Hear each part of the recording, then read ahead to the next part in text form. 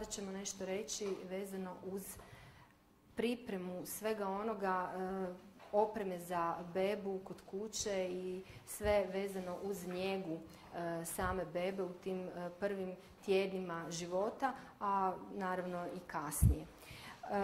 Dobro je, dakle, prije samoga poroda pripremiti jedan kutak za dijete gdje ćete naravno pripremiti krevetić, sve ormar gdje će biti oprema za bebu. Od same odjeće ne bi trebalo pripremati nešto previše.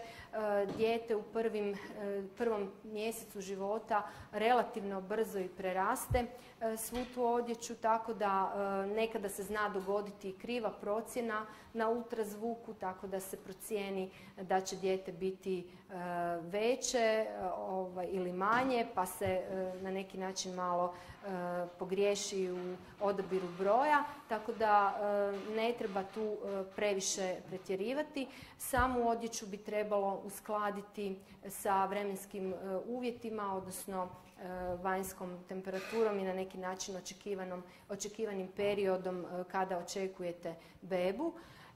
I svakako pripremiti ono što je bitno za samu higijenu djeteta, dakle jednu kadu sa ravnim dnom koji će biti u prvim tim mjesecima važna zbog samog ispiranja djeteta, jednu podlošku koja je nepropusna, koju možete staviti na svaki stol ili ne morate imati stolić za prematanje, jer lakše će vam biti da možda dijete prematate u tom nekakvom višem položaju samoga stola, a uvijek možete od bilo kakvog stola napraviti mjesto gdje to možete učiniti.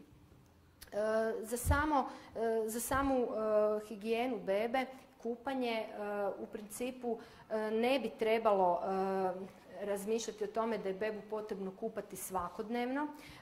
Kupanje djeteta se preporuča 2 do 3 puta tjedno, a između tih perioda dijete je dovoljno prebrisivati.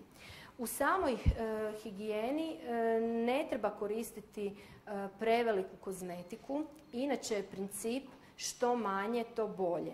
Znači, bez prevelikih dodatnih ulja, losiona, kupki i svega onoga što u sebi sadrži puno tih nekakvih mirisnih komponenti koje mogu iritirati dječju kožu. Dječja koža je dosta tanka, peruta se, ljušti se i mogu se na koži napraviti iritacije od tih kozmetičkih preparata, tako da nije preporuka u nabavci velike kozmetike. Također maramice, vlažne maramice koje su danas jako popularne, sami proizvođači ne preporučuju za korištenje u prvih mjesec dana.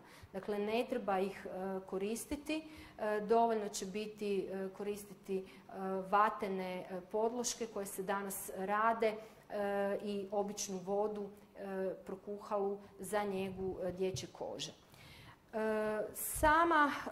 Sama odjeća koja dolazi u dodir s dječjom kožom također ne bi trebala biti u nekakvim omekšivačima. Preporuka je da se odjeća ispire duplo, dakle da se spriječi mogućnost zaostajanja praška u samoj odjeći i da se ne koriste omekšivači negdje isto tako u prvih par mjeseci života, jer ti omekšivači, iako su i senzitiv i blagi, mogu u određenim okolnostima utjecati na određene iritacije i stvarati neka crvenila i prištiće kod djece.